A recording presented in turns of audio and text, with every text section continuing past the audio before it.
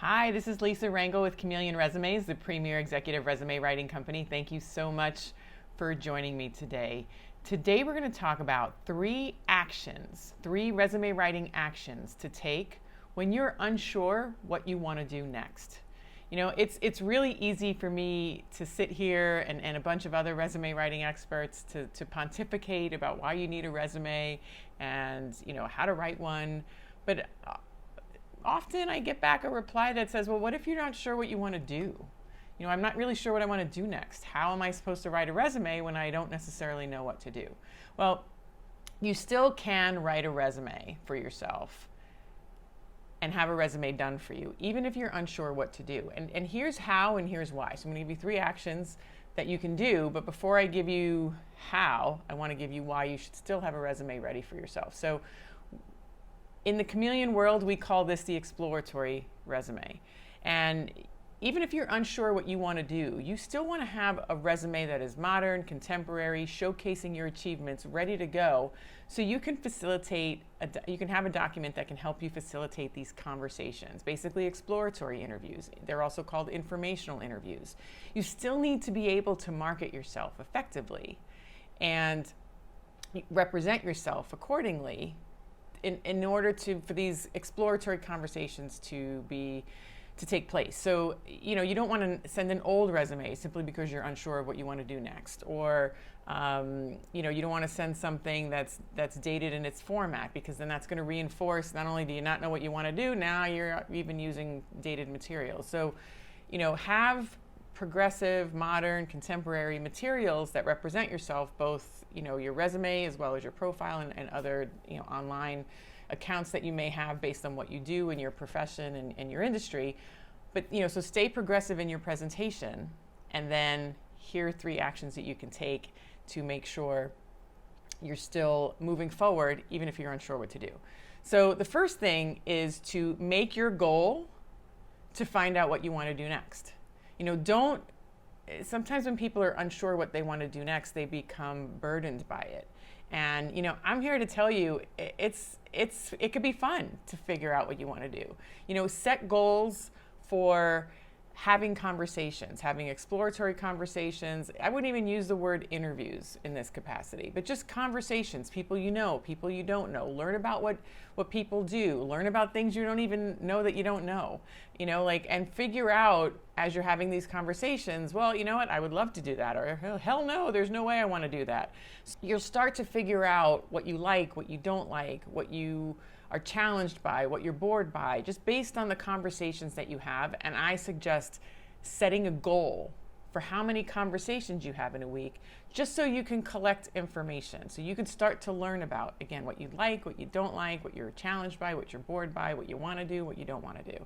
And learn what people have done in their areas of expertise and learn from that. So I say, my first action comes down to a mindset shift, that not knowing what you want to do next is a place of exploration. It's not a burden. And so make that your goal. There's a few, experts in resume writing, I'm one included, that always says, begin your resume with the end in mind. And I know that could be hard to do if you're not sure what you want to do, right? So you don't have the target, you don't have the end in mind. Suggestion here is to say, make the end the fact that you're trying to figure it out. So now, what do you do next to make sure your document represents who you are and what you have done, but in a way that's going to help you do this exploration process? So that leads to action number 2. Action number 2 is, as you're compiling your document, don't include or put emphasis on the things that you don't want to do anymore. So now's the time, and frankly, this could be a hard thing to do, because if something you've done is one of your, most impressive or most proudest achievements, but you really look in your gut and you're like, oh my God, I don't want to do that anymore. Oh my God, I hate doing that. I don't want to do it anymore.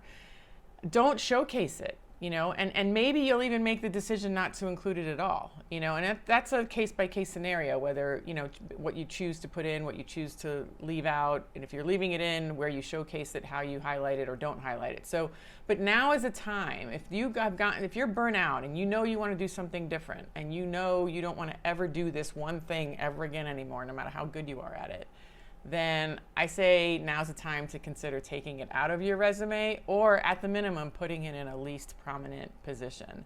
So that's action number 2 that you can take to start to represent yourself properly in the document, even when you're not sure what you want to do. And then action number 3 is to include what you want to do. Highlight what you want to do, showcase what you want to do, what you're good at, and you want to keep doing again and again and again, and what fuels your soul and what makes you feel empowered when you do it.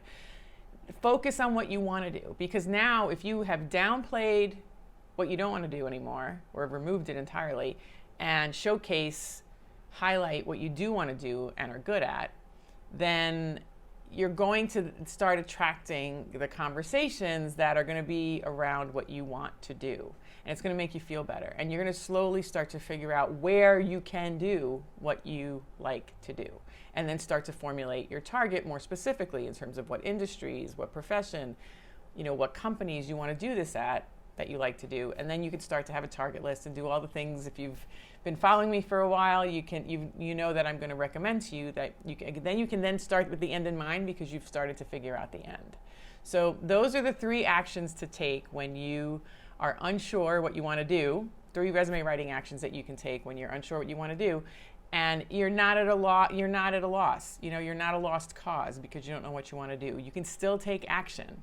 And I just gave you 3 ways that you can start to do that. And if you need resume templates to help you come up with this modern, contemporary way of selling your achievements, so you can start to have these exploratory conversations and learn more about what you don't even know is out there and all the possibilities that can exist, I'm going to suggest that you go into the description and grab your bundle of resume writing tools, templates, and tactics that can help you then compile that document so it's modern, it's contemporary, it's selling you, and this way you can start to figure out what you want to do, because you can figure out what you want to do. And it's by no means a bad thing that you don't know exactly what you want to do today, because I know you're going to figure it out. So you just got to take the steps and embrace this as a positive, because it is. So if you like this video, I'm going to ask you to like it. If you know someone who can benefit from this information, I'm going to ask you to share it. If you have a question or a comment, feel free to post below, or email me at lr@chameleonresumes.com, because I read and reply to every email and every comment.